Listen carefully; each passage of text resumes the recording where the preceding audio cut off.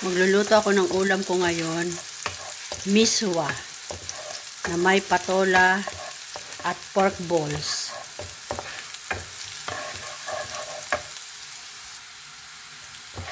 Ayan. Gisa-gisahin lang ang bawang tsaka sibuyas. Buhusan ng tubig at pakuluan. Timplahan ng asin, paminta at MSG. At pag kumulo na ang tubig, saka ibuhos o ilagay ang bola-bola. Yan.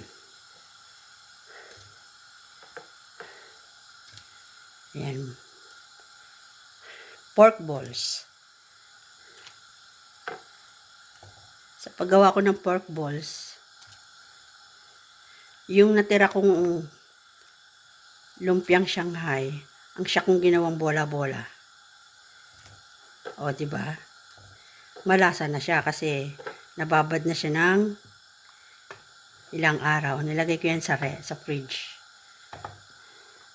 Kaya, ayan.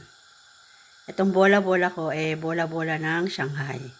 Natira kong Shanghai. Kapag lumutang na ang bola-bola, ibig sabihin luto na yan. Saka mo ilagay ang upo na pabilog at pakuluan hanggang sa maluto ang upo. And then, ilagay ang miswa. Pag naluto na ang upo, saka ilagay ang miswa at saka ito patayin. Salamat sa panonood. Luto na ang miswa soup sa malamig na panahon. Bye-bye!